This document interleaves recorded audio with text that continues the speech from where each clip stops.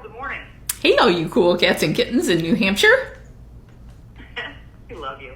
All right. Hey, you did some really important stuff this week or last week.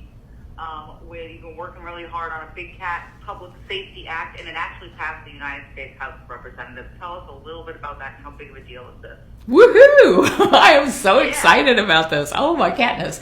Yeah, and it's not just me. It's like all of the animal protection groups have been working together on the Big Cat Public Safety Act. And what that act will do is end cub petting, which is what drives most of the abuse, breeding these cats, using them for a few weeks as pay-to-play props, and then discarding them into private ownership. The second part of the bill will phase out that private ownership. So people who have them can keep them, they just can't buy or breed more. And it passed the House with 2/3. That's a majority vote, so it would have passed even on suspension.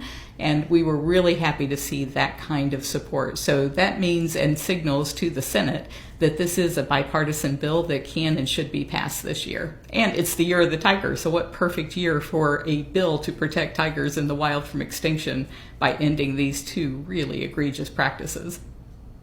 Well, I think that's fantastic. Have you started doing the lobbying of the Senate yet? Do you know what kind of feedback you're getting out of there? Yes, in fact, I started really hot and heavy on the Senate in December of last year, and I went with Marty Irby and Wayne Pacelli from Animal Wellness Action, and they set up 30 different appointments. 3 different times I went up since December, and met with 30 legislators or their chiefs of staff. So we got really high access, and these were mostly geared toward Republicans in the Senate. We did some at that time in the House as well because we were ramping up for this bill. But in the Senate, what we wanted to be sure of is that everybody was on board with the bill, because everybody says that animal bills always go to the Senate to die. And we didn't want that to happen with the Big Cat Public Safety Act. We have to get this done this year if we're going to save the tigers in the wild. So we were preempting that by going up there, explaining what the bill actually does, answering any questions that they had. And I'm delighted to report that nobody has any real issue with the bill itself. I know we had a little bit of opposition from 1 or 2 representatives in the House, but even they said that this thing should have been on the consent agenda because everybody agrees that there shouldn't be lions and tigers in backyards and garages and basements across America. The only sticking point was whether it should be enforced by USDA or the U.S. Fish and Wildlife Service, but it's clearly a U.S. Fish and Wildlife Service issue. I mean, this is so huge. The idea that someone would get a baby tiger or lion and think that they're going to raise it as a pet is preposterous to me. But people to understand is when, you're either using it to make money so you can pet a cub, or you're getting it because you think you can raise a tiger. What happens to these poor animals is they have to end up at, like a refuge like yours. That's what you're for. You have to take these animals in. They're not pets and they're not meant to be treated that way. And that's only the very few lucky ones. We expect that probably the most of those big cats, once they can't be used as ego props, and that's usually by the time they're about 4 months old because they're so big they can take a finger off a child by then. Most of those, we believe, are actually being killed, sold into the illegal trade for their parts. That's why this is causing such increased pressure on tigers in the wild, because if you get caught with a tiger tooth necklace and you just say, well, that was my pet tiger, currently there's no law against that.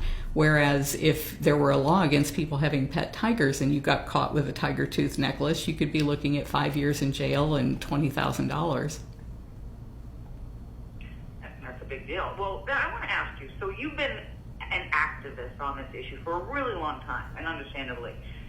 But it just now seems to be getting the attention of people and getting real movement. I mean, do you attribute that a little bit, at least, to your newer found stardom as of a few years ago after the program that aired while we were all sitting at home in quarantine watching it? It got more eyes on it. That's got to be a positive thing, is it? Well, it's a double-edged sword, because I think the producers of Tiger King did everything that they could to discredit me so that I could not have any kind of a voice in getting this bill passed. And I've had to overcome that by showing that the things that they said about me in Tiger King were lies. But it did have the good benefit of people actually knowing this problem exists. We've been fighting this since 1998. We got a previous version of this bill passed in 2003 that had a tremendously good impact for the cats, but it still had loopholes, and those loopholes were the cub petting and the private ownership. We've been trying ever since 2003 to get those loopholes closed, and every session, they're 2-year sessions, every session we gained more momentum and more support, and it was just, we were on target this year for the same amount of momentum and support that we got. So we are doing better than ever before, and I think maybe the public feels like this is all because of Tiger King, because they weren't aware of all of these things going on behind the scenes, but it's been a long time in coming.